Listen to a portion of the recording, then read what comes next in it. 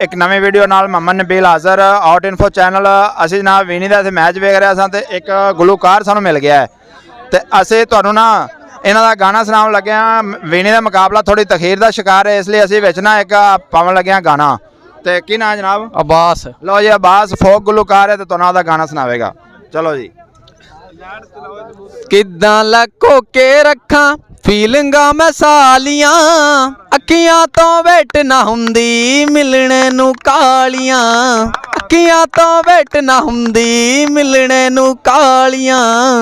Suit पावा बदल बदल के शीशा सवाल प्या करदा, किधर नू चले सोने रे बनदा करके पर्दा, हुसन दियां लेके फरदा ना मारो दिल विच करदा, खुद तो मैं संगी जावा रंगे ओंदे रंगी जावा, इश्के च मेंटल होके खंगे ओंदी खंगी जावा, कन्ना नाल खे के चुमके मार दे ने तालियां,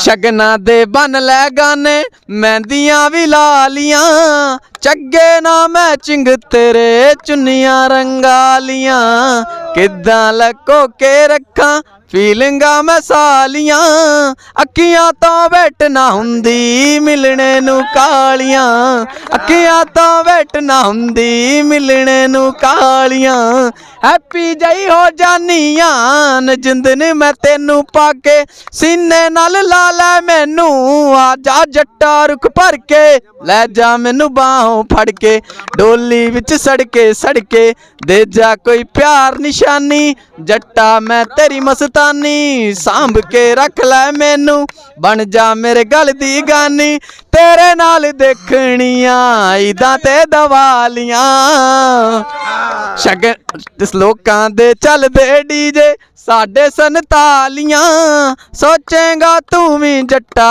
किदे नाल लालियां, किद्दां लको के रखा फीलिंगा मैं सालियां, अखियां तो वेट ना हुंदी मिलने नू कालियां। ए जनाब 2022 दे गुरदास मान ने ते गैरी संधू। कौन गैरी संधू।